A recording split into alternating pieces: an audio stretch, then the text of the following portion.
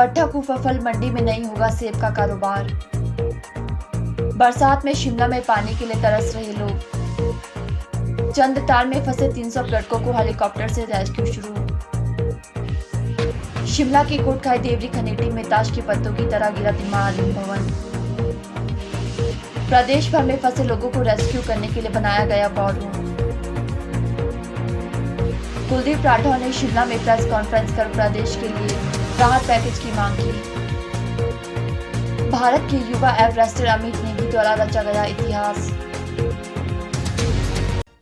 भट्टा कुफर फल मंडी में पहाड़ी से गिर रहे पत्थर और मलबे को देखते हुए एपीएमसी ने फल मंडी को बंद करने का फरमान जारी कर दिया है और आढ़तियों का पराला मंडी जाने के निर्देश दिए हैं। इस मंडी को 2020 में ही असुरक्षित घोषित कर दिया गया था। बावजूद हर साल यहां सेब का कारोबार हो रहा है। फल मंडी के ऊपर से बरसात में पत्थर गिरते रहते हैं, जिससे यहां पर खतरा बना रहता है, जिसको देखते हुए एपीएमसी द्वारा मंडी में कारोबार न करने को लेकर नोटिस जारी कर दिया गया है और कारोबार बंद करने को कहा गया है। एक्चुअली जो ये भटकपुर मंडी थी ये अनसेफ घोषित कर दी गई थी, क्योंकि ऊपर जो पहाड़ी है उसमें दरार है।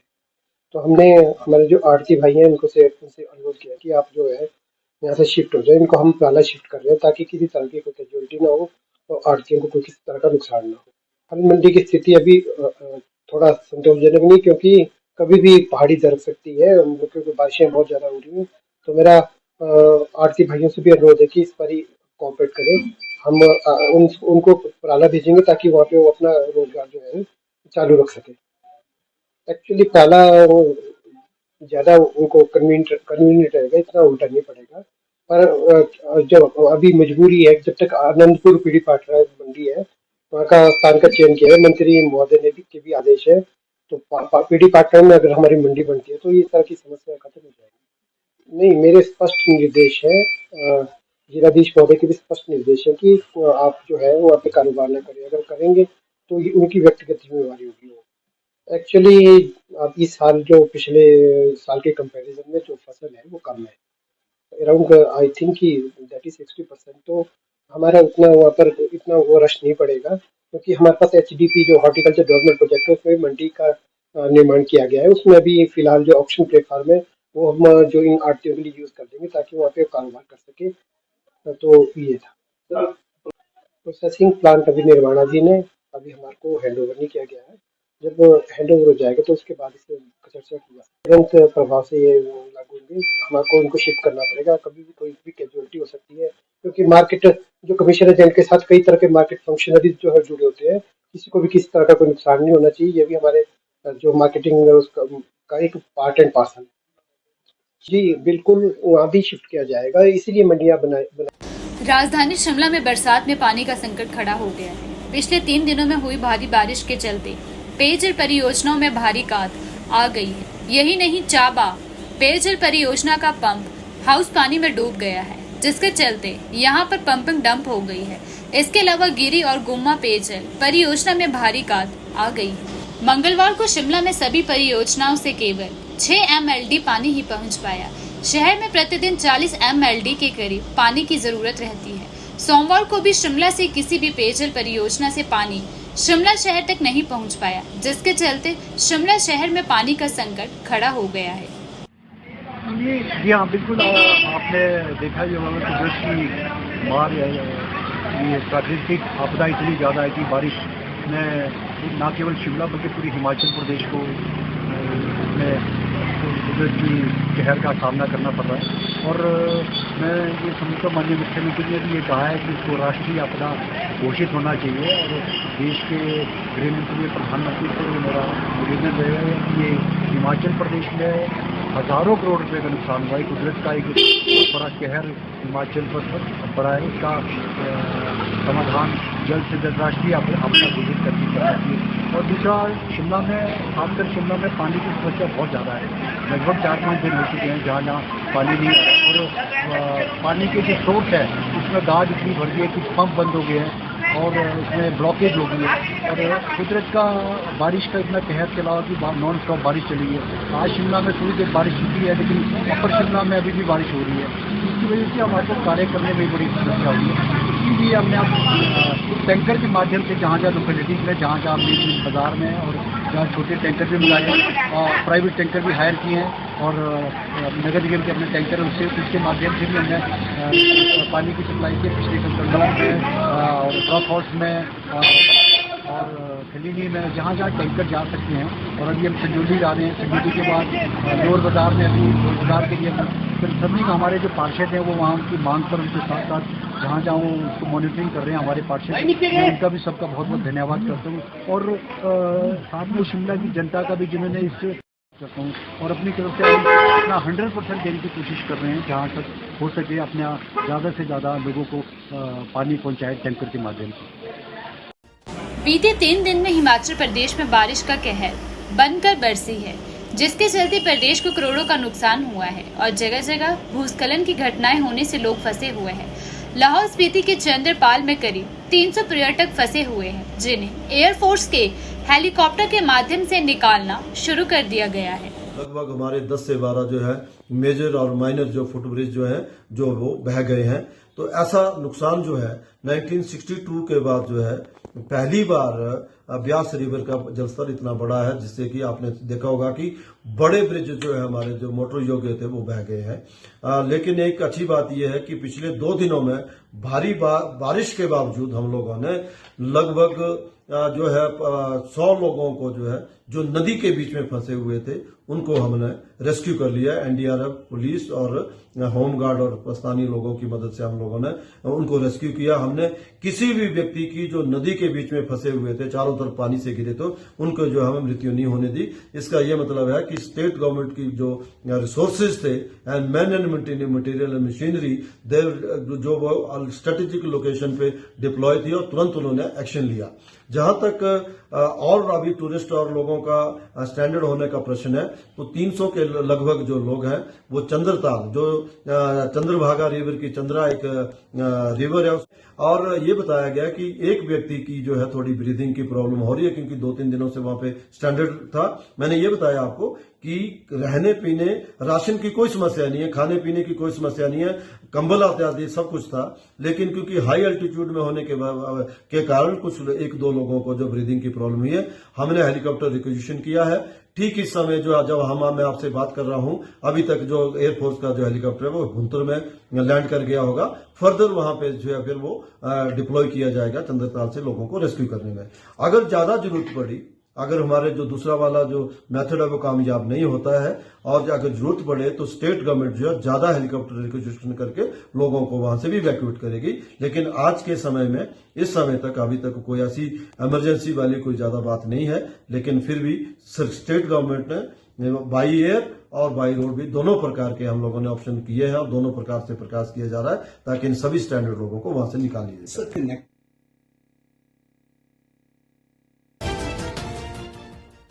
हिमाचल प्रदेश में बारिश का कहर थमने का नाम नहीं ले रहा है। प्रदेश में बारिश के चलते भारी नुकसान हो रहा है। जगह जगह लैंडस्लाइड होने से करोड़ों का नुकसान हुआ है। वहीं भवनों के गिरने का सिलसिला जारी है। मंगलवार को भी शिमला जिला के कोटखाई में एक निर्माणाधीन भवन चंद सेकंड में धराशाही हो गया। गनीमत ये रही कि इस भवन में कोई नहीं रह रहा था। ये 2 मंजिला भवन था। हालांकि कुछ लोग वहां पर काम कर रहे थे, लेकिन भवन गिरने से पहले ही वे बाहर निकल गए। ये घर बंसीलाल का बताया जा रहा है कि जमीन का एक हिस्सा धंसने से ये भवन धराशायी हुआ है। हालांकि मंगलवार को बारिश से राहत मिली है। सुबह से आसमान में बादल छाए हुए थे और आज भी मौसम विभाग द्वारा बारिश को लेकर अलर्ट जारी किया गया है।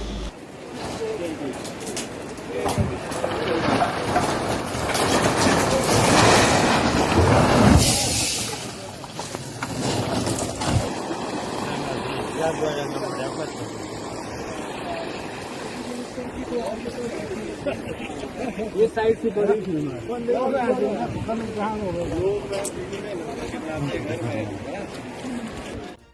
हिमाचल प्रदेश में भारी बारिश ने जमकर तबाही मचाई है। इस बीच हिमाचल प्रदेश पुलिस बीते 72 घंटों से भी ज्यादा वक्त से लगातार लोगों का रेस्क्यू करने में लगी हुई है। हिमाचल प्रदेश के अलग अलग इलाकों में फंसे लोगों के साथ संपर्क करने के लिए पुलिस निर्देशालय में वॉर रूम स्थापित किया गया है। हिमाचल प्रदेश के कार्यकारी डीजीपी खुद पूरी स्थिति पर नजर बनाए हुए लोगों को रेस्क्यू करने में सोशल मीडिया भी महत्वपूर्ण भूमिका निभा रहा है।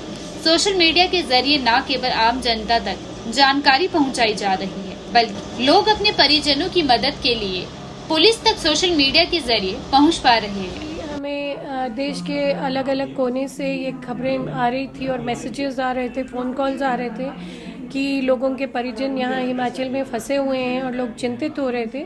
तो हमने सोचा कि best way to reach out to people the families is कि हम साइबर स्पेस का यूज़ करें और सोशल मीडिया फास्टेस्ट वे है टू रीच एवरीबडी। तो यहाँ पे हम लोग ने 4 कंट्रोल रूम में इमरजेंसी नंबर सेटअप किए हैं जो बाहर लगाए गए हैं, आप देख सकते हैं, और सब लोग अपने मोबाइल्स भी यूज़ कर रहे हैं। हम अपने फेसबुक, ट्विटर, सब सोशल मीडिया हैंडल्स पे बार बार इन्फॉर्मेशन डाल रहे हैं। जहाँ जहाँ से हमें फ़ोन आ रहे हैं लोगों के, उनके परिजनों तक हम पहुंचने की कोशिश में लगे हुए हैं। जहां नहीं पहुंच पा रहे हैं वहां वायरलेस या सैटेलाइट फ़ोन से कांटेक्ट इस्टेब्लिश करके होटल ओनर्स से भी कांटेक्ट इस्टेब्लिश किया जा रहा है और उनकी वेलबींग लेके लोगों के घरों तक फ़ोन कॉल के ज़रिए पहुंचाई जा रही है और सोशल मीडिया में भी दी जा रही है।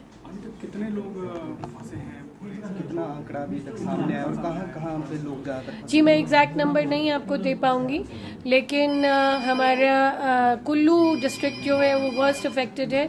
वहाँ पे आप जानते ही हैं कि मनाली कट गया है, कसोल कट गया है, मणिकरण कट गया है।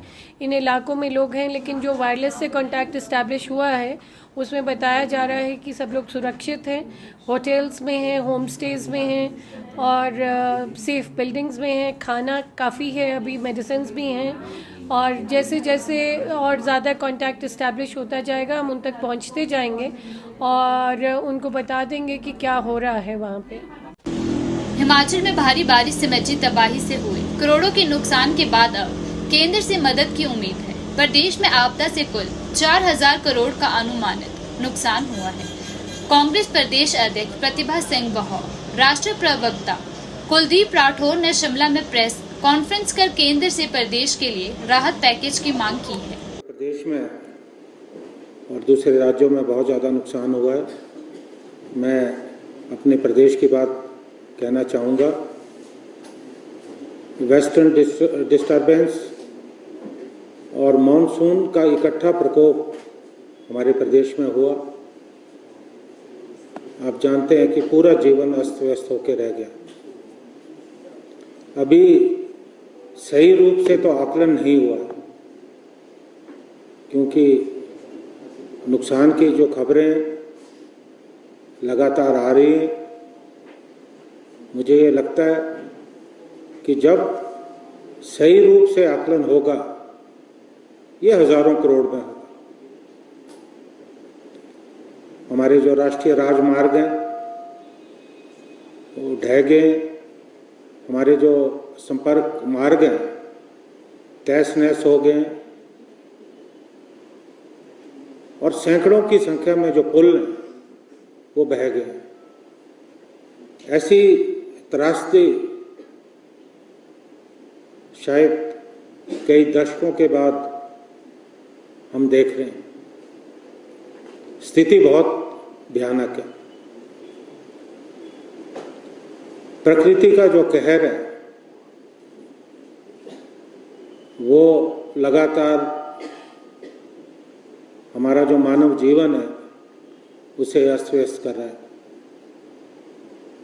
मैं समझता हूँ आज हिमाचल के जो लोग हैं दहशत के वातावरण में जी रहे हैं। आपने भी ये दृश्य देखा होगा कि किस तरह से जो पुल है वो तिनकों की तरह से बह रहे हैं। दरिया में जो गाड़ियां हैं, बसें हैं, ट्रक हैं, उनको बहते हुए देखा और काफी मौतें भी हुई हैं। भारत के युवा एवरेस्टर अमित नेगी द्वारा रचा गया इतिहास। हिमाचल प्रदेश किन्नौर का खूबसूरत गांव बटसेरी ईरान के सबसे ऊंचे पर्वत माउंट दमावत को सबसे तेज गति से 2023 में फतह करने वाला पहला भारतीय नागरिक बन गया। ईरान के सबसे ऊंचे पर्वत माउंट दमावत की चोटी पर राष्ट्रगान गाने वाले पहले भारतीय बने। Everester Amit Negi Himachal tribal young Everester द्वारा रचा गया इतिहास में पहली बार भारतीय आदिवासी लड़के ने ईरान अभियान को एक दिन में पूरा किया और केवल एक दिन में ईरान पर्वत पर विजय प्राप्त करके इतिहास रचा। 5 दिवसीय ट्रैक शिखर सम्मेलन रिकॉर्ड सफलतापूर्वक पूरा किया। एवरेस्टर अमित नेगी ने ईरान के सबसे ऊंचे पर्वत दमावत के शिखर पर सड़क मार्ग से अपनी यात्रा शुरू की। शिखर सम्मेलन के बाद उसी दिन वापस आया और ईरान पर्वतारोहण फाउंडेशन कार्यालय पहुंचा। एवरेस्टर अमित नेगी का कहना है कि उन्होंने 5 दिन की ट्रैकिंग को केवल एक दिन में पूरा कर इतिहास रचा है।